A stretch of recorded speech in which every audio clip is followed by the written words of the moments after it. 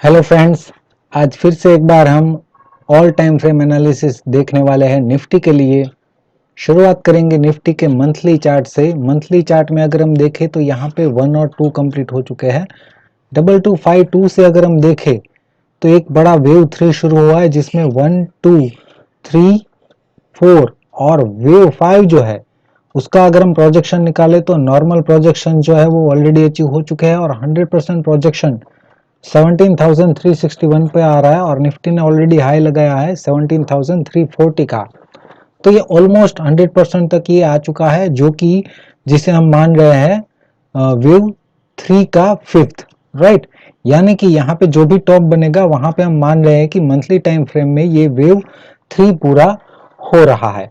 अगर ये वेव 3 है मंथली चार्ट में तो ये इस वेव 3 का अगर हम रिट्रेसमेंट निकाले वेव 4 के लिए तो 23% रिट्रेसमेंट आ रहा है 13,779 पे और 38% आ रहा है 11,576 पे। तो इस रेंज में जो है हमें एक वेव 4 का डिक्लाइन आने वाले टाइम में देखने को मिल सकता है। अगर हम यहाँ पे इसको वेव 3 माने तो हमें इस रेंज में एक वेव 4 का रिट्रेसमेंट देखने को मिल सकता है।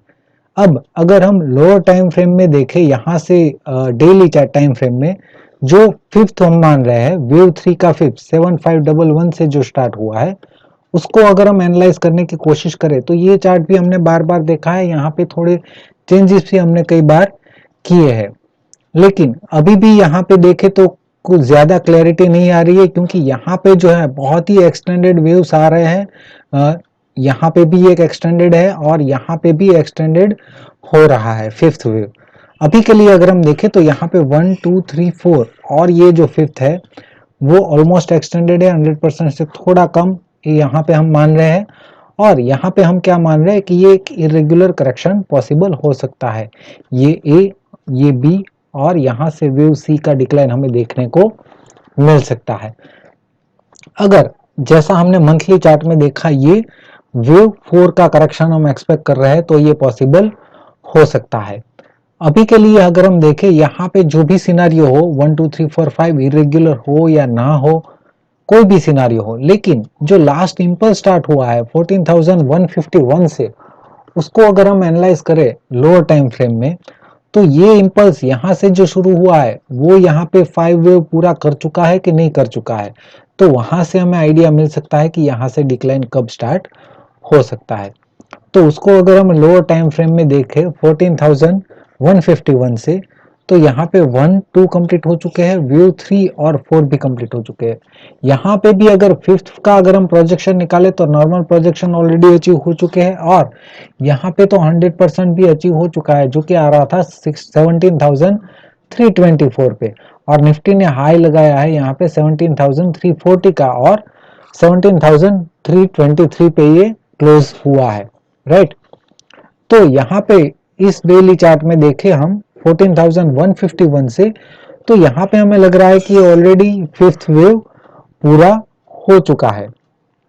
फिर भी अगर हम यहाँ से जो फिफ्थ शुरू हुआ है 15,513 से उसको भी अगर हम लोअर टाइम फ्रेम में देखने की कोशिश करें तो यहाँ पे 1 2 3 4 और फिफ्थ वेव का प्रोजेक्शन निकाले तो यहाँ पे भी 38% और 61% नॉर्मल दोनों प्रोजेक्शन अचीव हो चुके हैं, राइट। और इस वेव 5 के इंटरनल स्ट्रक्चर को देखें तो यहाँ पे भी 1 2 3 4 और फिफ्थ का प्रोजेक्शन निकाले तो 38% आ रहा है 17,379 पे, राइट, जो कि थोड़ा सा यहाँ से और भी ऊपर आ रहा है। तो हो सकता है कि इस रेंज में एक बार निफ्टी आया और यहाँ से हमें एक बड़ा डिक्लाइन देखने को मिल सकता है। अगर हम लोअर टाइम फ्रेम में जाते जाए तो हमें इस तरह का सिनारियो लग रहा है। फिर भी जो ये फाइनल फिफ्थ है 17,055 से उसको भी अगर हम लोअर टाइम फ्रेम में समझने की कोशिश करें तो 17,055 से देखें तो 1 2 3 और ये एक रेगुलर करेक्शन हो सकता है 4 और यहाँ से फिफ्थ का प्रोजेक्शन निकाले तो मिनिमम प्रोजेक्शन ऑलरेडी अचीव हो चुका है 61% आ रहा है 17,387 पे, राइट। तो हमने मंथली चार्ट में से लेके जो है 5 मिनट चार्ट तक एनालाइज किया और हमें यहाँ पे लग रहा है कि निफ्टी जो है सभी टाइम फ्रेम में मोस्टली जो है फिफ्थ वेव एक्सटेंडेड बता रहा है, जो कि एक इंडिकेशन है बड़ा डिक्लाइन का, राइट। हाँ, अगर हम डेली चार्ट में या 45 मिनट चार्ट में कुछ गलती कर रहे हैं, राइट, तो हो सकता है कि इस तरह का डिक्लाइन हमें ना भी मिले और अपसाइड जो है वो छोटे छोटे करेक्शन के साथ कंटिन्यू रहे, राइट। तो एनालिसिस करने का मतलब क्या है, देखिए फ्रेंड्स, जैसा हमने एनालाइज किया था, तो जैसे ही वो रेंज आती है जो हमारे ध्यान में है, राइट, जैसे मैं यहाँ पे बात करूं, तो जैसे ही इस रेंज के ऊपर आता है, एक्सटेंडेड जोन में है निफ्टी, राइट, और हमने एनालाइज किया था कि अगर एक्सटेंडेड जोन में है तो यहां से हमें एक यहां तक का डिक्लाइन देखने को मिल सकता है। तो हम क्या कर सकते हैं, उसके अकॉर्डिंग अपना ट्रेड सेटअप, जिसमें रिस्क रिवॉर्ड रेशियो अच्छा बैठ रहा है, उस तरह से ट्रेड ले सकते हैं, जैसा कि मैंने लिया है, राइट।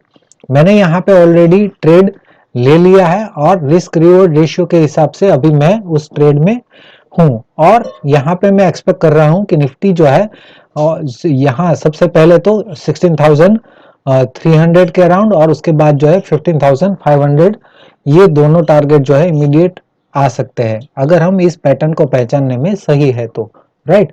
तो मेरी रिस्क कैपेसिटी के हिसाब से मैंने यहाँ पे ट्रेड इनिशिएट कर लिया है ऑलरेडी, और ये दोनों मेरे टारगेट है, राइट। एनालिसिस देख के आप भी ट्रेड ले सकते हैं, उसमें कोई प्रॉब्लम नहीं है, लेकिन वो ट्रेड जो है वो आपके रिस्क के हिसाब से होना चाहिए, आपके कैपिटल के हिसाब से होना चाहिए, राइट। ऐसा नहीं कि आपने एनालिसिस देख के ट्रेड ले लिया और बाद में आप मुझ पे ब्लेम करें कि आपका एनालिसिस देख के मैंने ट्रेड लिया और अभी मेरा ये लॉस चल रहा है, राइट।